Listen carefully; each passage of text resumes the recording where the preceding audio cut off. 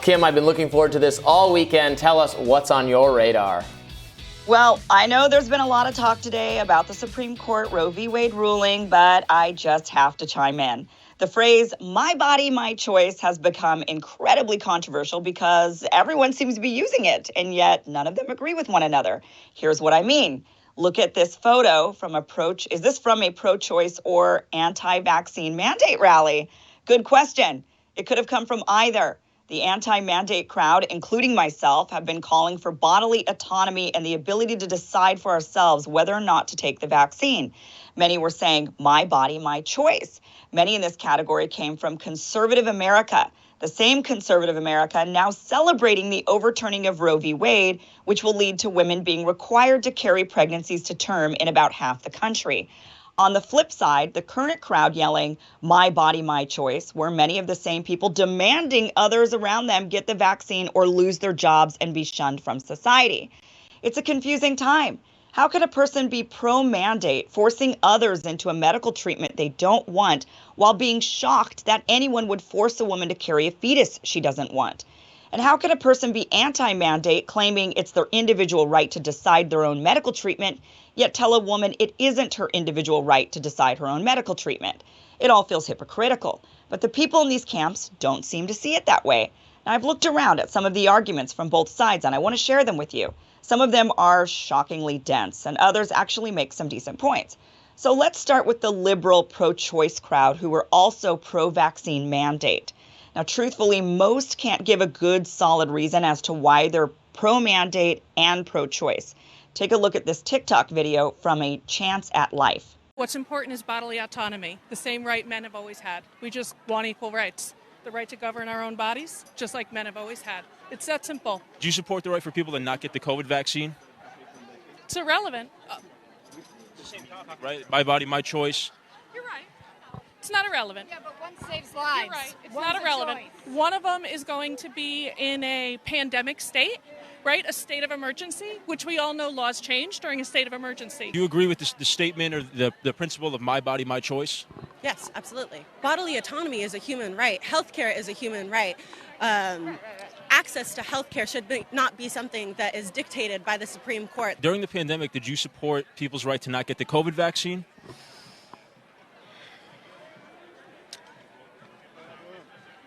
It's a difficult conversation. Do you support bodily autonomy in other situations? For example, the COVID vaccine mandates.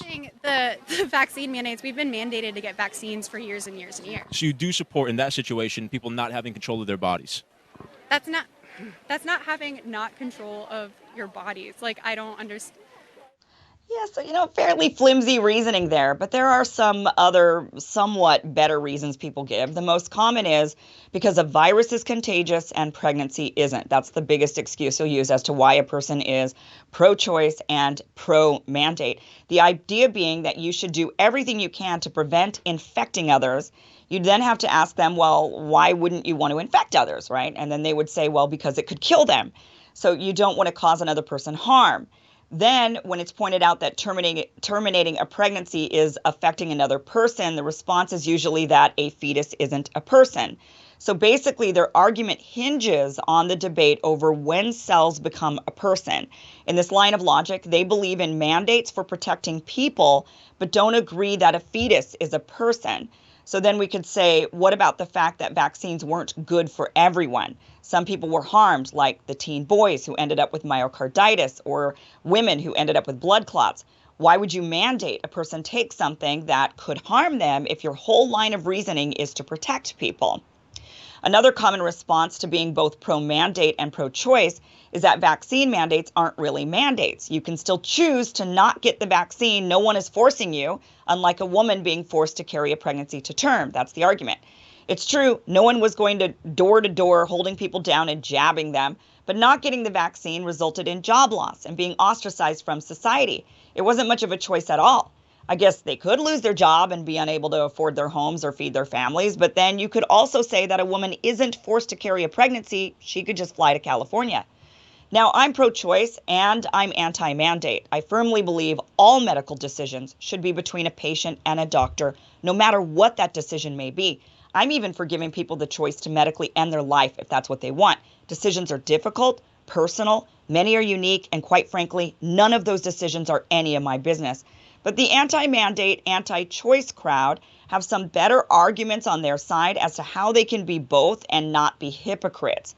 One argument is that it isn't about my body, my choice, or medical freedom, that it's about safety and health.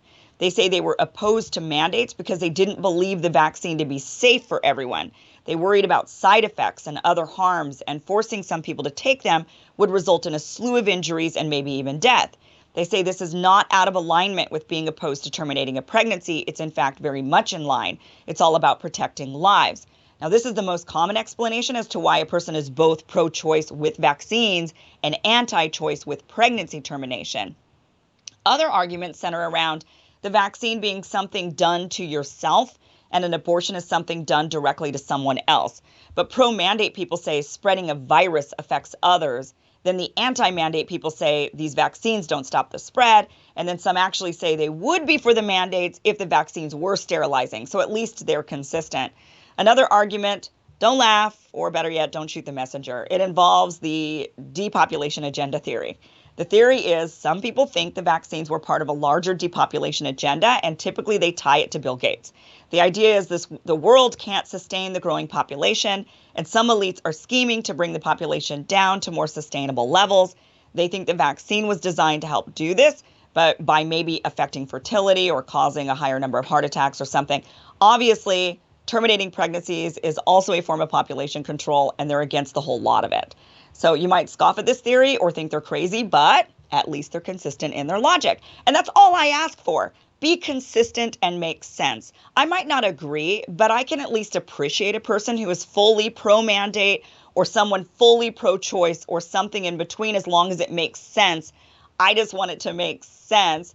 So, you guys, what do you think? I mean, which side do you think is actually making sense on this? Do you think anybody is making sense in that group specifically that is, anti-mandate, anti-pro-choice, or I don't like using the term pro-life, right? Or do you, on the flip side, the crowd that's very pro-choice right now, very angry, but then they were the ones saying take the vaccine or else. Right.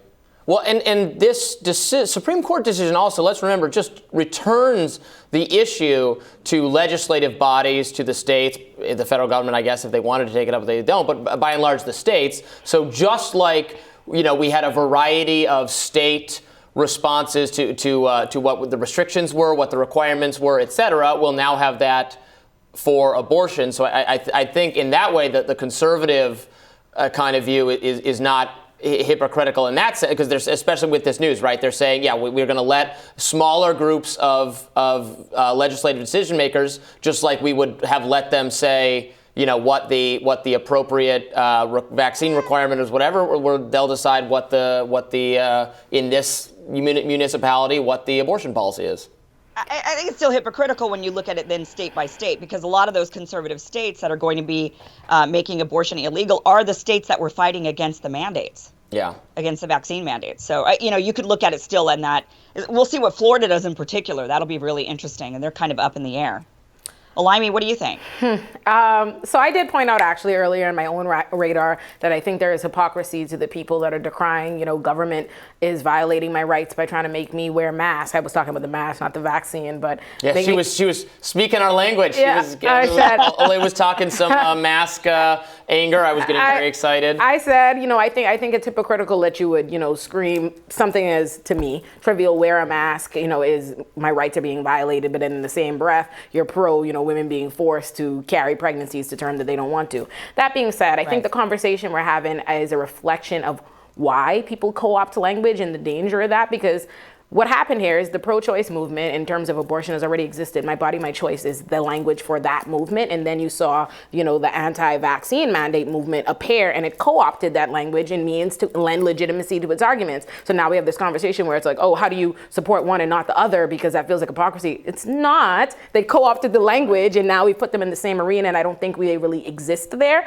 And I think it's different because for me, I think in the course of abortion and when you have these conversations about my body, my choice, it's because it impacts me, my body. Whereas the people who were pro the vaccine mandates, what they're saying is, in this case, this is a pandemic, this impacts us all, which is generally the underlying argument that supports vaccines in general, because we have vaccine mandates in general. Just like that, right? In the way that liberals will say, or supporters of vaccine mandates will say, well, no, that the disease impacts other people, so your right to bodily autonomy, maybe it was just you fine, it gets overridden because it affects other people. So you're going to say this is a what child. Conservatives will say about that. They'll say this affects a life. And I have a response. Right. Regardless, I don't even feel like we need to get into the philosophical discussion of whether or not it's a fetus or it's a child or where it starts or any of that, because the reality is unborn child, fetus, none of them have any social standing as members of the society. They have no rights. They are not counted in the portion in our population at all. So this conversation where we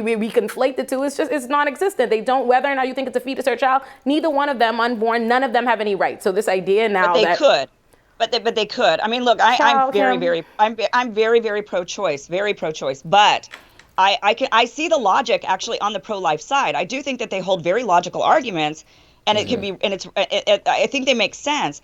And you could make the laws change. I mean, yes, right now, sure, there's no rights for these fetuses, but it doesn't mean there won't be in the future. It doesn't mean that these activists are trying to make that happen. Do you think that the people that are generally anti-choice, the people that want the abortion bans, are interested in affording rights to unborn children and fetuses when half the current children, we have this country has tons of children that are not being supported. We have children living in homelessness. We have children in foster care systems. Right, we have children that don't have the resources. Do you think those people advocating for that want rights for unborn children? Is that what they want? I do think that they make logical arguments when it comes to when they think a life begins and what is killing that life. They are, that's where you have to draw that line. You have to say, when is a person, and that's the discussion to have. But I think we've landed on what I think is the disingenuousness of it, right? Because none of us can say that we believe that they want rights for these unborn children and fetuses. So what's it really about, right? You're saying, well, they want it, but it's the right not to be. It's negative versus positive rights, right? They're saying that the fetus at a certain point is enough like a child. It has the right not to be destroyed or killed. But you don't care about children. But that's different than saying you have a right to be taken care of or given support or something like that. You just have a right not to literally be killed. You have a right against violence, but they think abortion is exercising violence against a person. And that would be more believable in a society that supported children and took care of children and expressed the same kind of concern for children in all these other arenas. Why are we so, this child has a right to live, child has a right against violence, this child has a right to all these things, but you don't, when the child is actually here, when we unequivocally know that they're children, when we're no longer engaged in a debate of whether or not it's a child or it's a fetus, when they're here, we are not, the same people advocating for this are not doing or advocating for resources and helping these living kids. A right to resources is different, right? The right to health care or education or housing is different than the right to not be killed. Right, sure. What they would say is that these are not equivalent arguments. A child that is living, even if they're in foster care right now, not being taken care of, even if they're living on the street, have the right to not be killed. Everybody has that right. That's what they would say. They would say that's the only thing that they care about is, do you have the right to not be murdered? I would think a better argument against them is, okay, what about war? So many of them are warmongers. And then you'd say, well, if you're such you're fine droning people in Afghanistan or now in Ukraine or wherever it is, you're fine, or in Russia, you're fine doing all of that. But at the same time, you say you believe in the right for a person to live and not be killed. That, I think, is a more equivalent argument to make against them. But this is a big debate. It's a debate that maybe society. Well, I know we won't. Unfortunately, we won't see you at the pro-choice rally, Kim, because you don't have your vaccine card. It is. I do think it's a hilarious kind of hypocrisy. So I'm glad you called attention to it. Thank you, and we'll have more Rising right after this.